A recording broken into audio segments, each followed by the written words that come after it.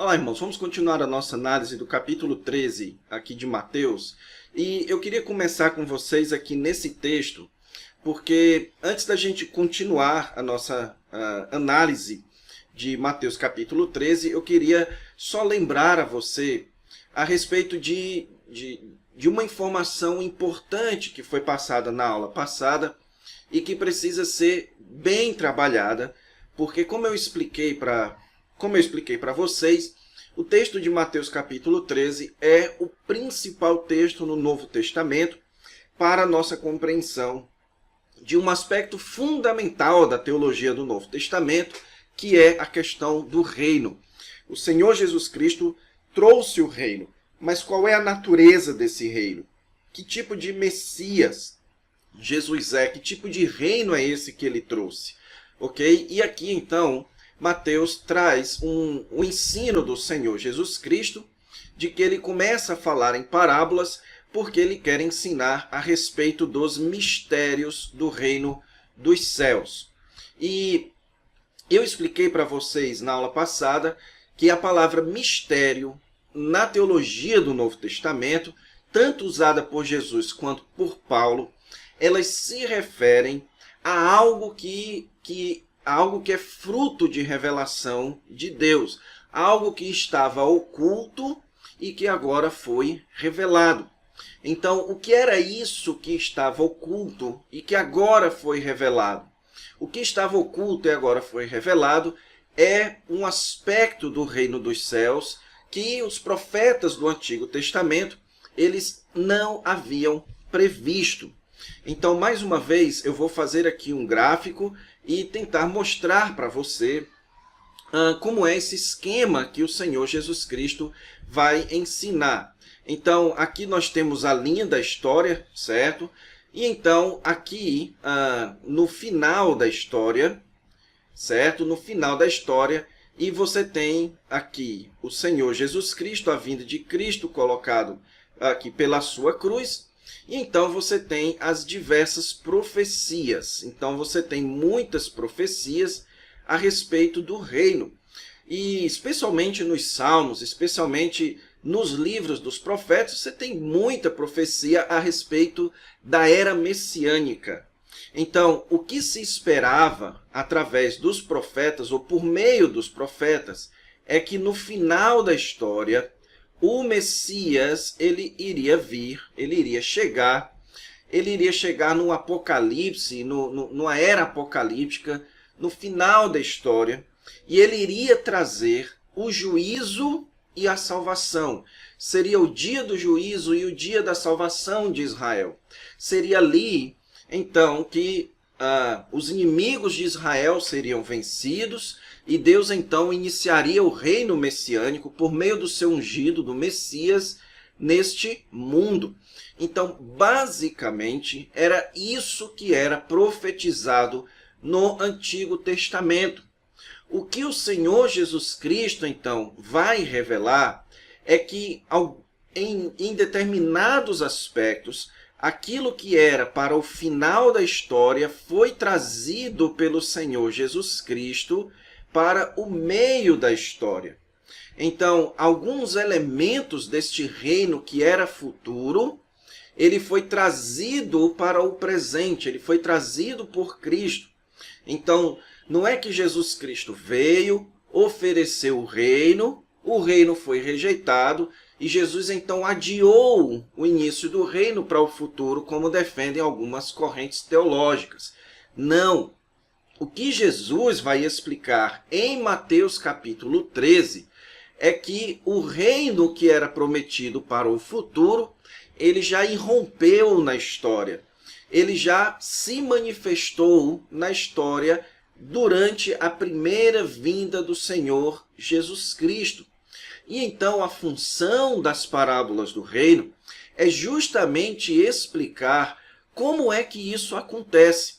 Como é que o reino pode irromper na história, certo? Então, aqui, na sua teologia do Novo Testamento, o LED ele tem uma expressão muito interessante que eu vou colocar aqui para vocês lembrarem. É a ideia de cumprimento certo? Sem consumação. Então, o LED fala em cumprimento sem consumação. É assim que ele descreve o que Jesus vai fazer aqui com as parábolas do reino.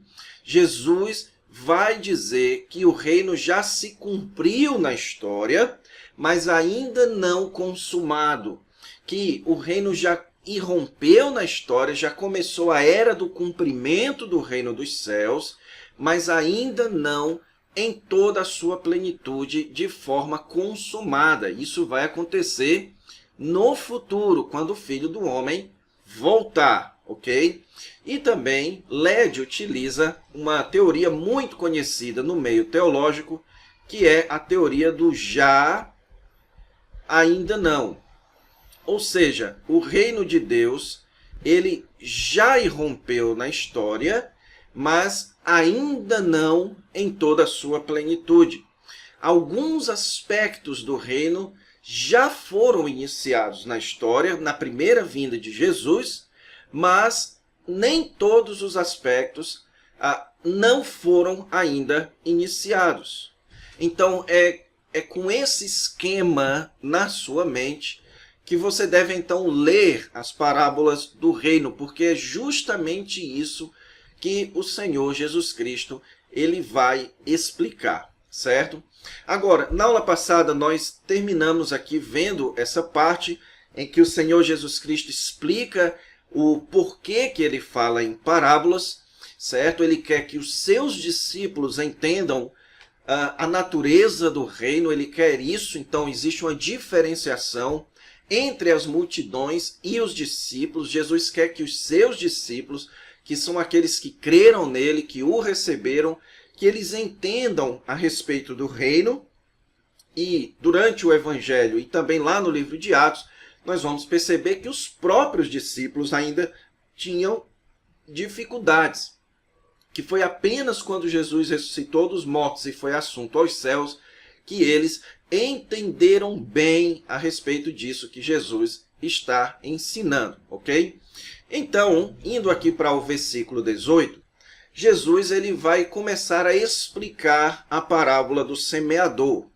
E ao explicar a parábola do semeador, Jesus vai dar aqui a sua primeira informação, a sua primeira explicação a respeito da natureza do reino, certo? Então vamos ver aqui o que é que o Senhor Jesus Cristo diz. Veja que o próprio Jesus é que chama essa parábola de parábola do semeador. Jesus então agora vai explicar essa parábola. Então, em primeiro lugar, Jesus fala aqui a respeito da primeira semente, certo? Nós descobrimos aqui que a semente é a palavra. Isso fica mais claro lá no Evangelho de Lucas. Lucas coloca esse detalhe que a semente é a palavra. Então, a palavra é a semente que é jogada, que é lançada por Jesus, certo? Então, a palavra do reino ou o evangelho do reino, o anúncio do reino, esse é a semente. Então, Jesus está tratando aqui a respeito da chegada do reino, do anúncio dessa chegada da nova era no plano de Deus. Então, Jesus anuncia aqui, certo? Então, a primeira semente, aquela que caiu à beira do caminho, é comparada a todos que ouvem a palavra do reino e não a compreendem. Por quê? Porque se ela caiu fora do terreno, então ela é inútil, ela não foi compreendida. E aí vem o maligno e arrebata. Então aqui Jesus começa mostrando que Satanás ele é o primeiro e principal responsável pela interrupção no reino, certo? E você vai perceber aqui que essa ação do maligno e depois a ação dos espinhos, certo? A ação do solo rochoso, do sol, tudo isso que Jesus falou, isso daqui ajuda a explicar aquilo que ele tinha falado no capítulo 11, de que o reino de Deus ele é tomado por esforço. Ou seja, a sua chegada neste mundo é uma chegada que gera bastante oposição, ok? Então Jesus está dizendo isso, que existe ação de Satanás para que a palavra não seja semeada no coração. Então Jesus explica que isso é o que foi semeado aqui à beira do caminho, ok? Então o que a gente percebe é que Jesus mostra a importância de entender a mensagem do reino, ok? Então a pregação do evangelho, o anúncio da chegada do reino, ela precisa em primeiro lugar ser entendida pelas pessoas. E Satanás então luta para que ela não chegue a ser entendida. Depois, o segundo solo, que é o solo rochoso, esse é aquele que ouve a palavra e recebe com alegria, mas não tem raiz em si mesmo, sendo de pouca duração. Então, enquanto essa primeira semente aqui, esse primeiro solo, nós podemos afirmar que se refere às autoridades que não queriam entender Jesus, eles eram filhos de Satanás, Jesus diz isso em outros momentos. Aqui no segundo solo, Jesus então já começa a se referir aqui ao povo, às pessoas. Esses são aqueles que ouvem a palavra, mas eles logo desistem por medo de angústia ou perseguição. Então ele logo se escandaliza. A palavra se escandalizar significa tropeçar. E Jesus já tinha dito que bem-aventurado é aquele que não encontra nele motivo de tropeço, certo? Então aqui é o que João Batista não fez. Não, por causa da angústia e da perseguição, João Batista não deixou Jesus. Mas muita gente, por medo da perseguição e da angústia, ela encontra em Jesus motivo de tropeço, certo? Então aqui é um solo superficial. Então, aqueles que têm uma fé superficial terão um compromisso superficial com o Senhor Jesus Cristo. A palavra do Evangelho, a palavra do reino, precisa formar raiz sólida em nosso coração e não superficial. É isso que Jesus está dizendo. Em terceiro lugar, ele vai falar daqueles que foram colocados entre os espinhos.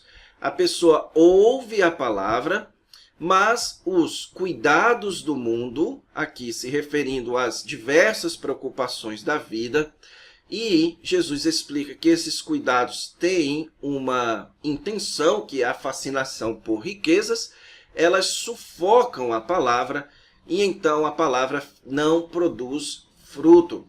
Eu ouso dizer, irmãos, que essa é a semente mais comum, ou desculpe, o solo mais comum do século 21, ok? Nós vivemos em uma sociedade que é movida pela lógica do consumo. Nós do século 21, somos totalmente dependentes do consumo. Então, muita gente tem uma fé superficial, porque a sua maior preocupação, de fato, é com as riquezas, certo? Então, ser apanhado pelas preocupações da vida, ser exageradamente preocupado em como ganhar dinheiro e no desejo pelo consumo, isso significa que você vai fracassar na sua vida espiritual, na frutificação da palavra do reino, ok? E então, Jesus, por fim, fala aqui do último solo, que é o que foi semeado em boa terra. Ele ouve a palavra e compreende. E então, por compreender a palavra de Deus, ela frutifica. O texto de Lucas, ele explica melhor isso daqui e mostra que isso é receber de bom grado no coração. Então, a boa terra é aquela pessoa que recebe de bom grado o ensino do Senhor Jesus Cristo. É aquela que se entrega, que recebe a Cristo em sua vida com alegria, com satisfação, ok? Então esse é o sentido que o Senhor Jesus Cristo está dizendo. E essa pessoa que recebe o Evangelho assim, ela frutifica, ela promove o crescimento do reino, ok? Agora, o que Jesus, então, está ensinando a respeito da natureza do reino na parábola do semeador? O que Jesus está ensinando aqui, pessoal, é que o aspecto presente do reino, ele não é um aspecto em que o reino toma todas as coisas, em que apenas os filhos do reino permanecem, em que o reino, então, toma conta de toda a terra, como era prometido no Antigo Testamento. Você encontra isso lá no profeta Daniel, você encontra isso em Isaías, você encontra isso em Jeremias. A ideia de que o reino, na nova aliança, o conhecimento de Deus iria encher toda a terra. O reino de Deus iria destruir os reinos deste mundo e ele iria dominar todas as coisas. E o que o Senhor Jesus Cristo, então, está ensinando é que a etapa do reino trazido por ele, ela era uma etapa onde a maior parte dos solos não o recebem. Onde o reino ele é experimentado apenas por um pequeno grupo de pessoas e que esse pequeno grupo de pessoas, eles frutificam e continuam frutificando. Então, é isso que o Senhor Jesus Cristo está ensinando. E assim, pessoal, Jesus explica para os seus discípulos que a ação do reino dos céus e a implementação do reino dos céus neste mundo, durante essa primeira etapa, ela não vem por meio da força. Jesus aqui não está se comparando com um soldado, como um vitorioso. Ele está se comparando como um fazendeiro, alguém que apenas espalha as sementes.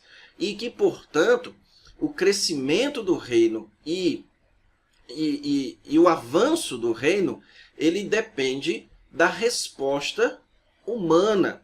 Nessa primeira etapa, ele depende de como as pessoas vão receber o reino. Então, o reino aqui, ele é descrito como algo secreto, como algo que é percebido apenas por um pequeno grupo de pessoas, porque o restante do grupo, que envolve aqui o solo rochoso, o espinho e o que cai fora da estrada, esse restante, eles rejeitam o reino, eles não entendem, ou eles entendem e rejeitam, ou eles não querem por causa de alguma razão, certo? E esse pequeno grupo, ele avança, ele cresce, e esse grupo, então, tende aqui a aumentar. Então, essa é a lição, a primeira lição que o Senhor Jesus Cristo dá a respeito do seu reino, a respeito da natureza do seu reino. Depois, então, Jesus ele propõe mais duas parábolas. A primeira delas, aquela que é chamado popularmente nas nossas Bíblias de a parábola da semente. Então, existe a parábola do semeador, agora a parábola da semente, mas ela é mais conhecida como a parábola do joio e do trigo, certo? E nessa primeira parábola, o Senhor Jesus Cristo diz o seguinte, que o reino dos céus é semelhante. Então, veja aqui que o Senhor Jesus Cristo ele vai fazer uma outra parábola para explicar a respeito da natureza do reino, certo? E um detalhe importante que você precisa prestar atenção é que quando Jesus diz que o reino dos céus é semelhante, Jesus está aqui ensinando aspectos da natureza do reino, certo? Não entenda que Jesus aqui está, então, dando uma explicação exaustiva. Nosso propósito, então, em cada parábola é entender qual é este aspecto do reino que Jesus está explicando. Na parábola do semeador, qual é o aspecto do reino que Jesus está explicando? É o aspecto de que o reino não vem por força, ele vem como o divulgar da palavra, dependendo da resposta das pessoas para o seu avanço. Agora Jesus vai contar uma outra parábola para enfatizar um outro aspecto da chegada do seu reino, certo? Então agora ele diz que um homem semeou boa semente no seu campo. Então veja aqui dizendo que ele semeou boa semente no seu campo. Mas isso é muito importante: enquanto os homens dormiam, veio o inimigo dele e semeou joio no meio do trigo e retirou-se. Então, aqui a ênfase do dormiam é porque a semeadura aqui do joio, ela é uma semeadura secreta, certo? Ela é uma semeadura também misteriosa, secreta. Então, quando a erva cresce, então produz o fruto e também o joio, visto que o joio ele tem uma folhagem parecida com a do trigo, e você só consegue perceber que existe joio no trigo à medida que ele cresce. Então, o texto diz que os servos do dono da casa vêm e então eles se assustam pela presença do joio no meio do trigo, certo? Então, o dono da plantação diz que o inimigo fez isso. Os servos então questionam: vamos lá arrancar. E então o dono da plantação diz que não pode arrancar para que não prejudique o trigo e que era necessário que eles crescessem juntos até a colheita. Veja, crescer juntos até a colheita. O joio e o trigo crescem juntos até a colheita. E então ele diz que no tempo da colheita, ele vai juntar primeiro o joio para ser queimado. Isso era a prática comum da época, certo? Era assim que eles de fato faziam. E o trigo então era recolhido para o celeiro. Então veja que Jesus aqui enfatiza alguns aspectos. Ele mais uma vez enfatiza uma semeadura. Ele enfatiza aqui uma semente que é plantada. Só que agora essa parábola contém ênfases temporais, certo? A ênfase no agora e a ênfase no tempo da colheita. Então aqui Jesus está começando a enfatizar esse aspecto temporal que não é enfatizado lá na parábola do semeador. Na parábola do semeador, a ênfase é mais na questão da recepção da mensagem. Agora, você tem uma ênfase maior na questão temporal. Aqui Jesus vai explicar essa questão para os seus discípulos. E a segunda parábola que Jesus propõe, obviamente depois da parábola do semeador, é a parábola do grão de mostarda. Veja que mais uma vez ele diz que o reino dos céus é semelhante. Então aqui ele vai explicar mais uma vez um outro aspecto do reino dos céus. E então ele diz que é semelhante a um grão de mostarda que um homem tomou e plantou no seu campo. Então veja novamente a ideia de plantação e a ideia de campo, ok? Então Jesus diz que ela é a menor de todas as sementes. E obviamente que o grão de mostarda não é a menor de todas as sementes do mundo, mas ela era a menor de todas as sementes produzidas ali na região da Palestina, certo? Mas quando ela é crescida, ela é a maior de todas as hortaliças.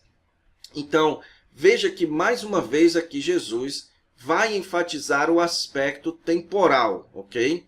Então, ela, enquanto semente, é a menor. E agora, quando crescida, ela é maior, ok? Ela se faz, então, uma árvore, de modo que até as aves do céu vêm se aninhar. E ainda uma terceira parábola, eu estava dizendo duas, mas eu me confundi. De fato, são três parábolas que o Senhor Jesus Cristo utiliza aqui, que é a parábola do fermento. Veja, ele mais uma vez diz: o reino dos céus é semelhante. Só que agora ele não vai mais falar de plantação, ele vai falar do fermento, que uma mulher tomou e escondeu. Veja aqui, ó, o fermento ela escondeu em 3 medidas de farinha, e aí vem uma outra ênfase temporal aqui, até ficar tudo levedado. ok? Então, nós não vamos entrar na explicação dessas parábolas nessa aula, nós vamos deixar para a aula que vem. Mas, para encerrar, eu gostaria só de enfatizar, só para você já ir pensando, o seguinte, que agora, dessas três parábolas, a parábola do joio e do trigo, a parábola do grão de mostarda e a parábola do fermento, a ênfase que Jesus vai dar é na questão temporal do desenvolvimento do reino, ok? Então, nós vamos ficar por aqui. Na próxima aula, então, nós vamos fazer aqui a explicação dessas três parábolas. Fique com Deus e até lá.